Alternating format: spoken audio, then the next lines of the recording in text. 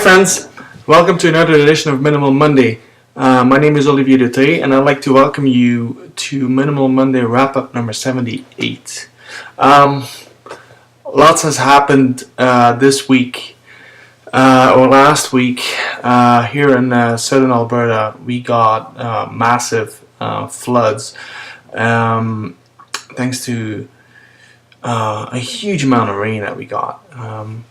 Over 2 or 3 day period, and that's the reason why I'm doing this Minimal Monday wrap up at 11:41 currently a.m.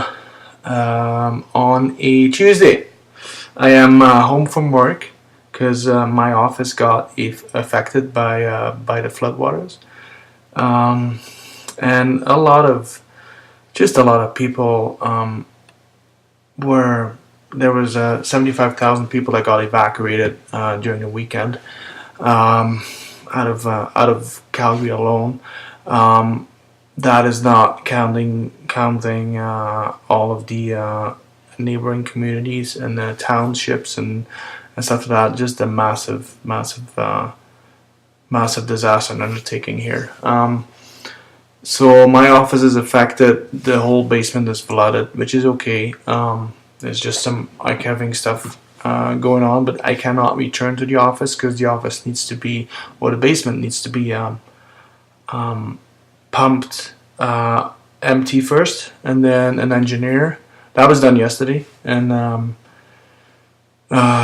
so what is left now needs to be assessed by an engineer first to see if the building is still structurally intact. Then, obviously all the power is off, so an electrician needs to come in to inspect all the wiring, and that needs to dry out first before they turn on the electricity. So you can imagine that, and this is only my little corner of the city of downtown. A lot of businesses got affected, a lot of households got affected, families got affected. I know a few people that actually live in the mountains here, and they got hugely affected. Some of them lost their houses, some of them lost their backyards, and almost lost their houses. But I mean, this will have huge consequences for us too, not only our city, but all the nature parks here in the mountains. Most of the known streams now have basically become rivers. The whole watershed has been basically redrawn. Now there are rivers where they're not supposed to be rivers, or creeks. There are lakes where no lakes should be, and the lakes that were there are no more.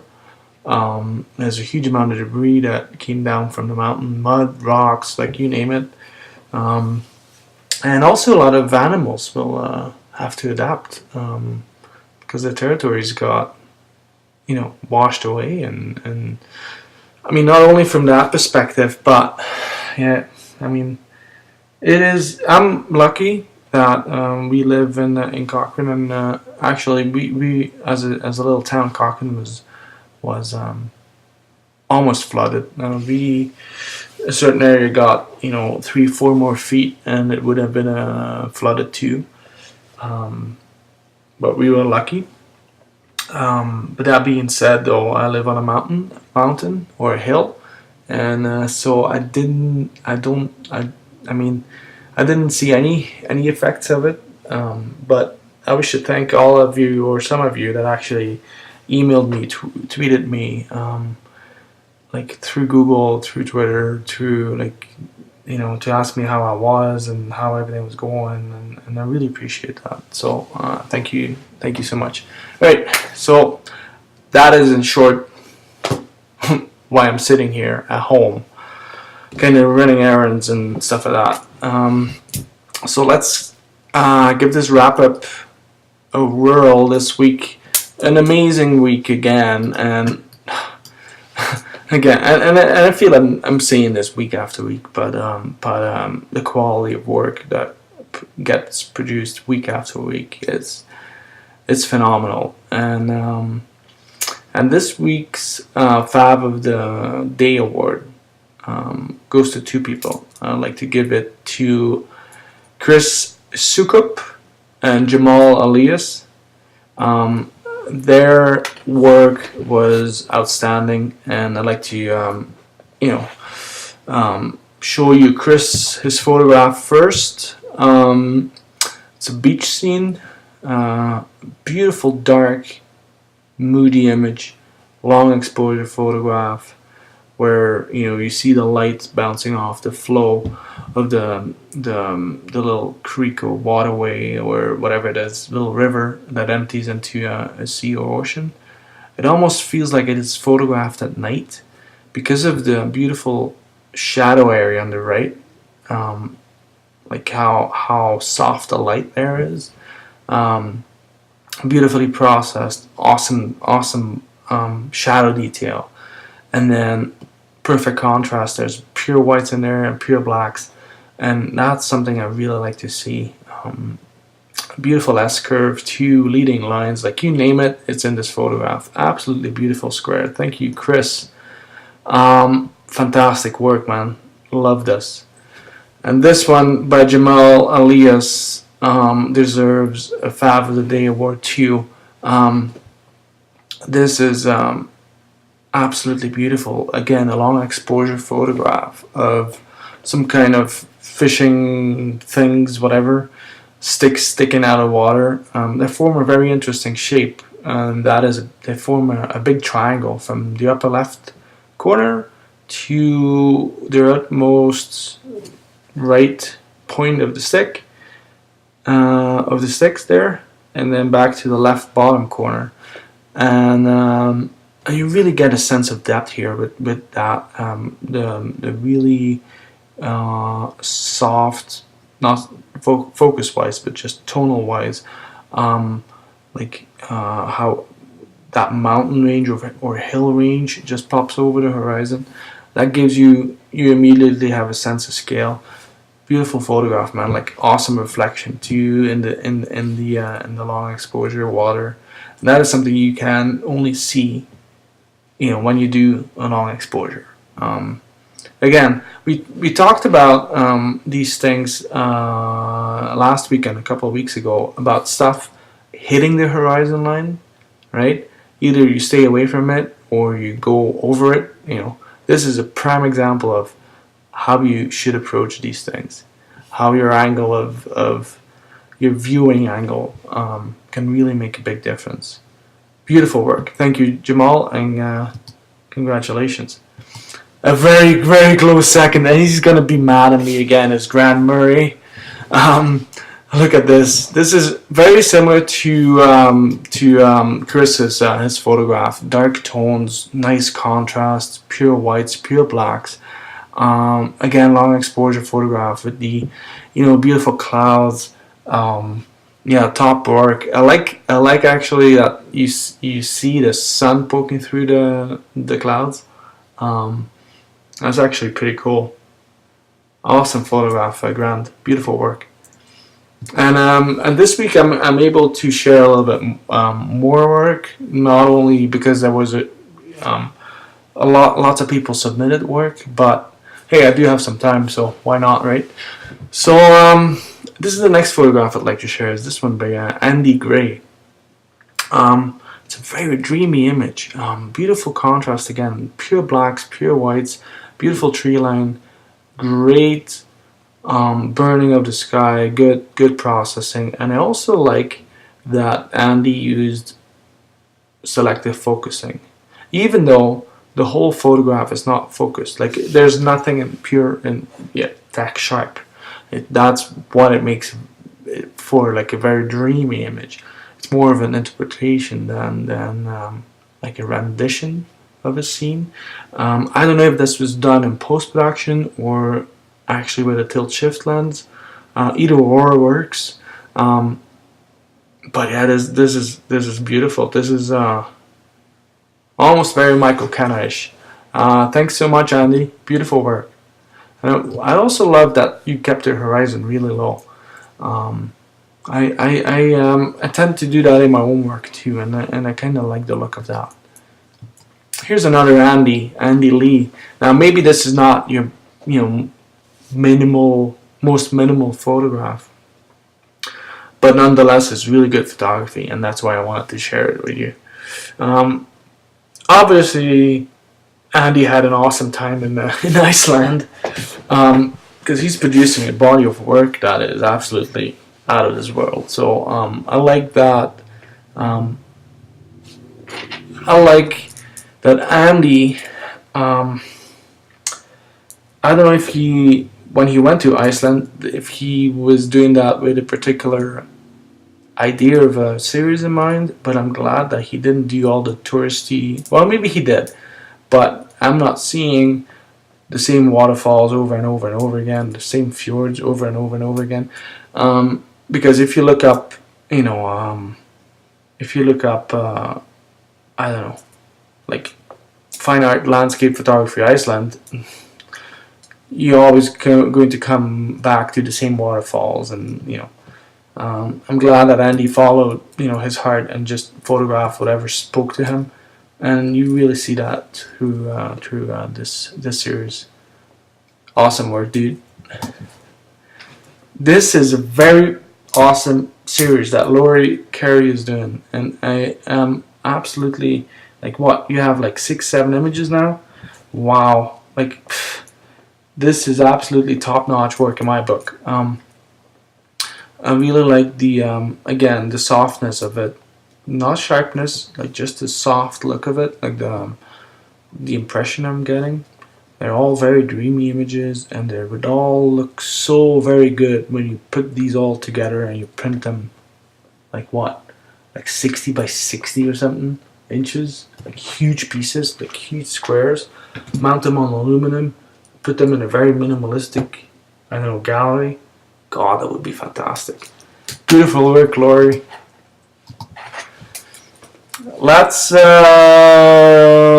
on to the lone trees. What about this one by Nathan Worth? Nathan again is knocking it out the ballpark. I believe this is another one of his infrareds. Again, very moody image. The light on the foreground grass is absolutely fabulous, and just the curve of the landscape. Even if that tree wasn't there, that would still make for a very interesting photograph. It would almost look like a woman's hip, a very gentle, soft, graphical landscape image, and then the menacing sky with the nice highlight. Absolutely beautiful work, Andy. Nathan. What did I say, Andy? Sorry, Nathan. Anyways, P-Mo did the other end of the spectrum here. Another very interesting tree in a foggy landscape. And at first I was like, yeah, this is a tree, and in fog and so on.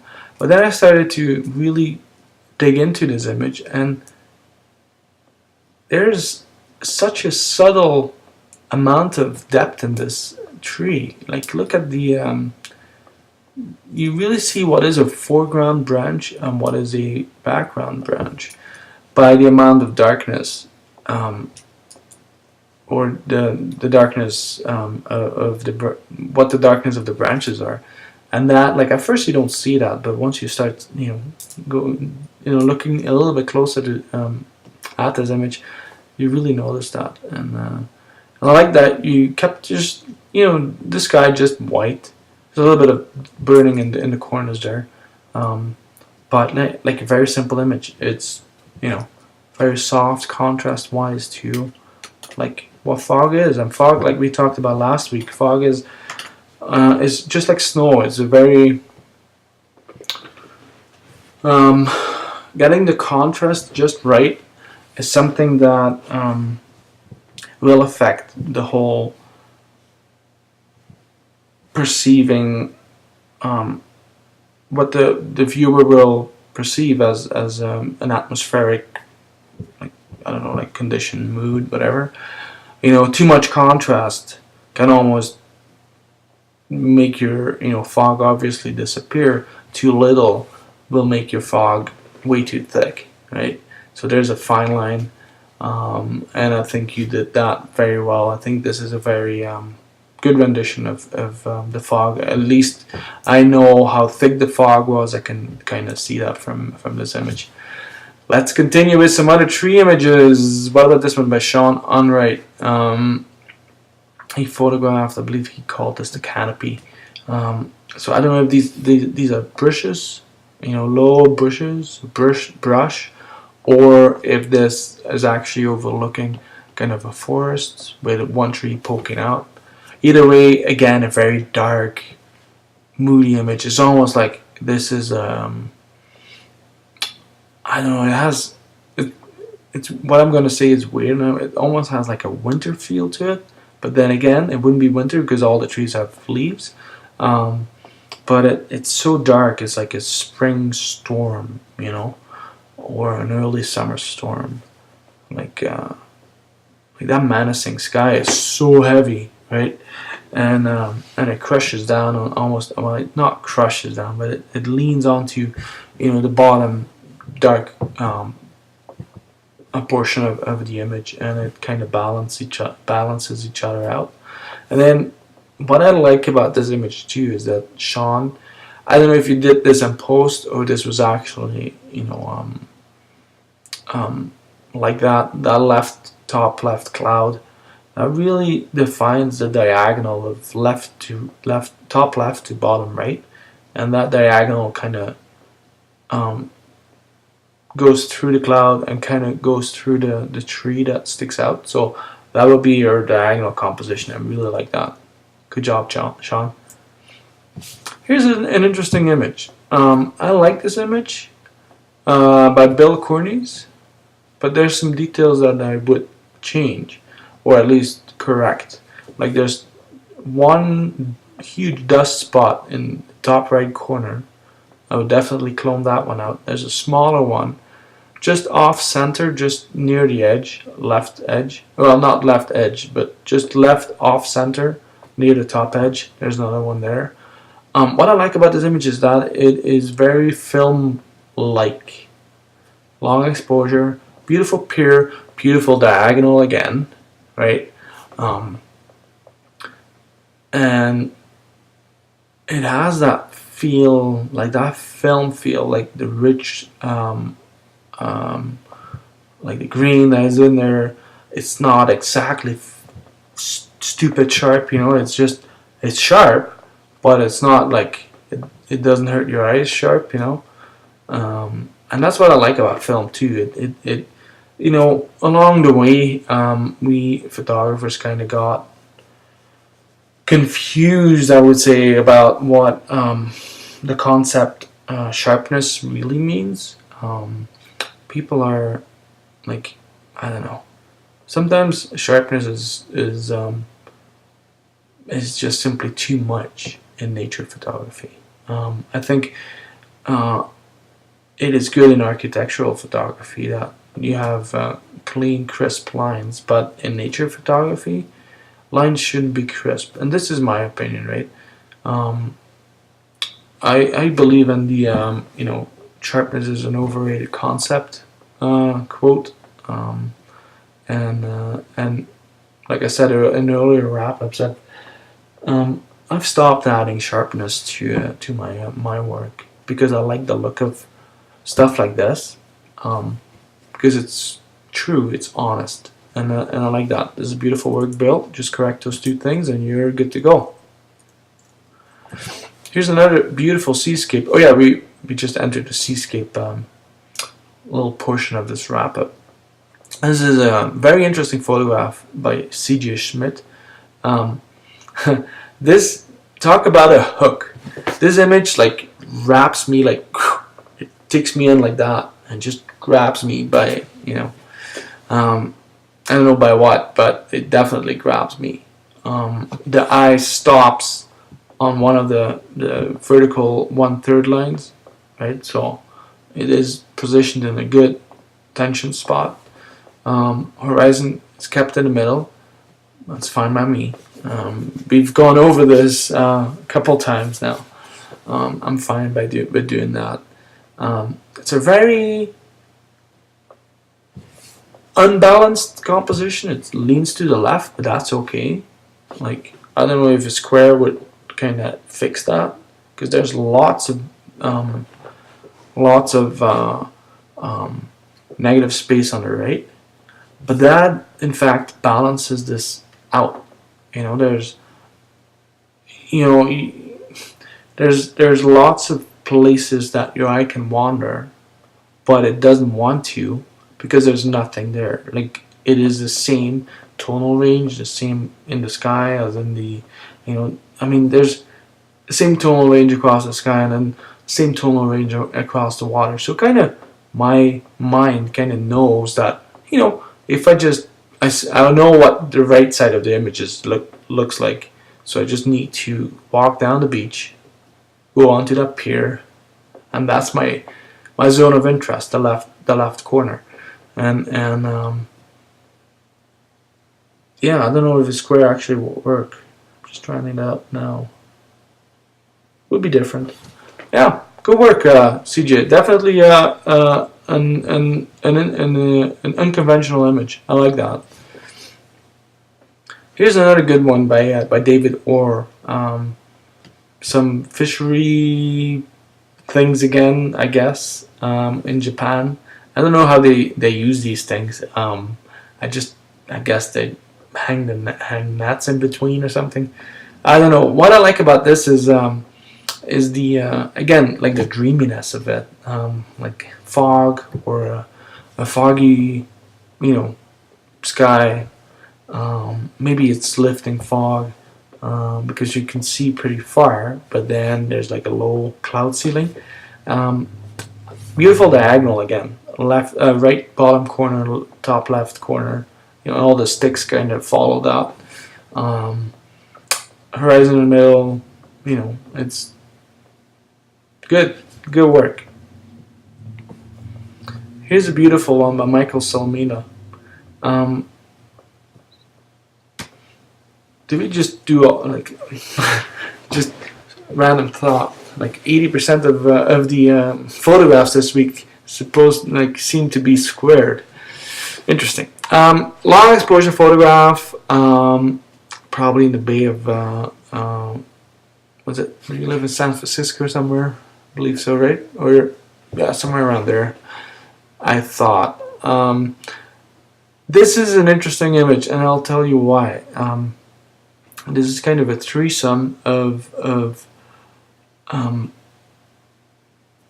shipyard related or harbor related things. You got like the old and the new. The old is actually the foreground, what I think was pier footings or something like that. And then the new is the background, the new pier, obviously the left new pier. And then the new can also be the harbor, the harbor light, or what I think is the signal light there. And you get that nice triangle of interestingness that your eye can, wander into about. Again, you get the diagonal going. Bottom left corner, I would say, to top right corner, kind of through the rocks and the light in the sky, kind of, but there's also like a diagonal almost in the bottom rectangle, from the bottom edge to the horizon line. There's a diagonal there too. Actually, there's a nice cross, but the leading diagonal would be the bottom left corner to the top right corner of that rectangle.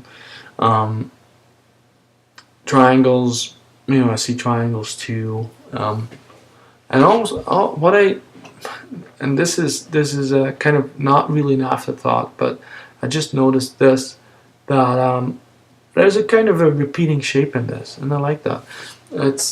You see the V in the sky, but there's also a V on the bottom. That comes out of the corners and forms that triangle of sand. That kind of is a visual repetition of almost like a positive and a negative, black and white. It's an interesting photograph, Michael. Love it. Again, signature toning to good sharpness, good detail in the foreground. Like, nothing wrong with this, brother. Here's another interesting one by Richard Franco. Kind of a very similar but different photograph. It's long exposure, obviously, from kind of a harbor to like a boat launch that starts out of the corners and kind of leads you into the image and takes you to the background, whatever it is, city, port, something like that. Maybe you could use a tiny bit of more contrast on the bottom edge because if your sky is so heavy, you're so black. There's a lot of black in the sky, but there's no black in the bottom. So maybe, I mean, my opinion, add a touch of contrast on the bottom third, and like make sure that there's a white point and a black point in it. And I think that will balance the square a little bit better. Nonetheless, good work. Thank you, Richard. Here's the last photograph I want to share with you of the normal pieces this week. Talk about leading lines again. I don't know if a square would work better, but it's like it's coming out of the corners, right? I mean, it's the diminishing effect of perspective. I mean, here's a prime example of how you can use that in your work, and it's a suspension bridge, obviously, with a path on the edge of on the end of it. Foggy conditions, probably above a bay or a river. I like how that bridge is not straight. Looks very wobbly. Looks very wobbly, and also when you start speaking about diminishing perspective lines and stuff. There's not only like the diagonals, but also like the vertical ones that become shorter and shorter and shorter. It's almost like what you get when you photograph train tracks. You get the same idea, and there's so much going on when you photograph train tracks that people like photograph train tracks. When you start out photographing, I bet everybody has photographs of train tracks. There's something in train tracks that appeals to a lot of people, and this is a very similar concept. Alright, I want to show you three exceptions. Here's a beautiful architectural photograph by Jared Brunner, very similar to Joel Tinchler and some other architectural masters out there. I just poked my eye out. Oh, very nicely done. Like the processing in this is spot on. Like I said, very Joel-ish. Very nice gradations. In not only in the left side, in the what looks like marble almost, but also in the curves of the black side of the building. Very subtle contrasts on the right side, and then you get the beautiful contrast in the windowsills in the foreground here, and then that curve is absolutely beautiful. I like the light spot on the top with the wispiness of the clouds. Absolutely awesome work, man. Beautiful. Here's an image by a photograph by Michael Zishang that reminded me of my own series, Vaults, that I started, and my series is on pause, and this image just reminded me of that again, that I should, not give up on that series. I'm about halfway, but it's interesting because and one of the reasons why I'm doing my own series of these things is that we all take these things for granted, like power poles and light fixtures. We see them as like utilities almost, as a service that we take for granted. But the moment the moment you run out of electricity, for instance, that shut off the electricity and everything is dark, some people miss them. Like, I'm an astronomer guy. I do not miss when I'm out of power. I'm going out because it's kind of dark outside, so that's good to watch the stars. But here's another thing. Here's another thought process that I was thinking of on my own series. Even though these things are um, often seen as ugly, I thought of them as ugly um, because as a landscape photographer, they were in my way. Power lines were in my way. I saw them as something that was hampering me in how you say that, like in trying to make a clean photograph. There was always something sticking in my frame. And then I started to concentrate more and more and more on them and doing a series. And then somebody, I started to like them, and I started to see like the kind of the design of them, and somebody has to design these things too, and I'm pretty sure they'll put their heart and soul into these things too. And we still look at them and they're like, that's a light. I don't care about that. But there's some once you start studying these things, there's some interesting facts of details you can really work in your photographs. So that's why I like this long exposure too, because it reminded me of my own series. Thank you. What about this one? And this is the last photograph I like to share. This is another architectural exception, because my theme is about landscape photography, by Peter Sandin.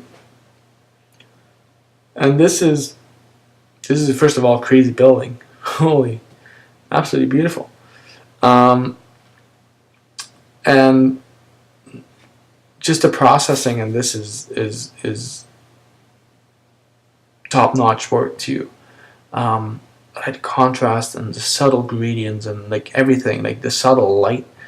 And I don't know what is up or down, or there's so many angles in this. I have no idea what to see as a ceiling, or I know that I'm looking at the sky in the center.